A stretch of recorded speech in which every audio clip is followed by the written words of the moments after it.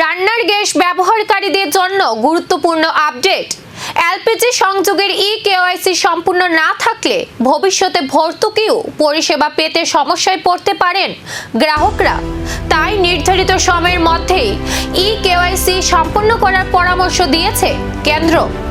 সরকারের নির্দেশ অনুযায়ী যেসব গ্রাহকের কেওয়াইসি এখনো বাকি রয়েছে তাদের দ্রুত বায়োমেট্রিক আধার যাচাই সম্পন্ন করতে বলা হয়েছে।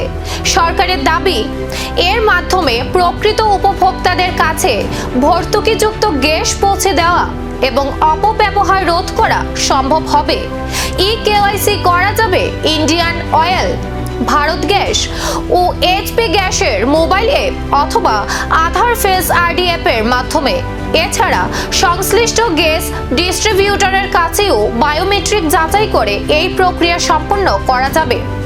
সরকারের মতে এই উদ্যোগের ফলে ভর্তুকিযুক্ত গ্যাসের কালোবাজারি ও বাণিজ্যিক অপব্যবহার রোধে আরও কার্যকর ব্যবস্থা নেওয়া সম্ভব হবে।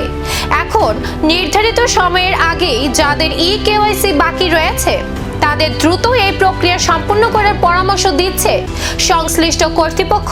আপনার এলপিজি সংযোগের কেওয়াইসি সম্পন্ন হয়েছে তো? নির্ধারিত সময়ের আগেই তা যাচাই করে নেওয়াই এখন সবচেয়ে গুরুত্বপূর্ণ, কারণ একটি ছোট পদক্ষেপই ভবিষ্যতে পরিষেবা ও ভর্তুকি সংক্রান্ত জটিলতা এড়াতে সাহায্য করতে পারে।